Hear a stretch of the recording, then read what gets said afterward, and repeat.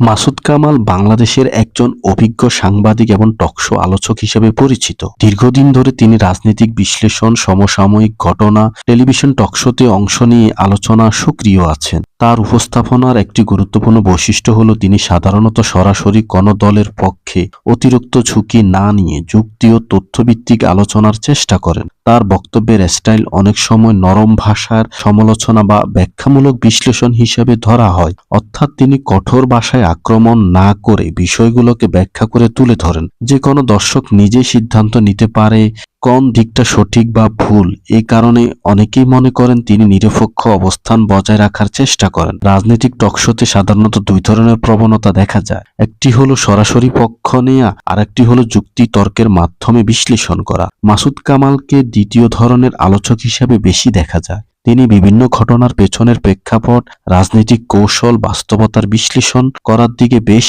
মনোযোগী দেন। তবে এটা সত্য যে টকশো ফরম্যাটে পুরোপুরি নিরপেক্ষতা বজায় রাখা খুবই কঠিন। দর্শক বা ভিন্ন মতের মানুষ অনেক সময় একই বক্তব্যকে ভিন্নভাবে ব্যাখ্যা করতে পারেন, তাই তার বক্তব্য নিয়ে বিভিন্ন সময় ভিন্ন ভিন্ন প্রতিক্রিয়া দেখা যায়। সব মিলিয়ে মাসুদ কামালের কাজকে বলা যায় একজন অভিজ্ঞ সাংবাদিকের বিশ্লেষণধর্মী উপস্থাপন, যেখানে তিনি সরাসরি পক্ষ না নিয়ে ঘটনাকে ব্যাখ্যা করার চেষ্টা করেন এবং দর্শকদের চিন্তা করার সুযোগ তৈরি করে দেন।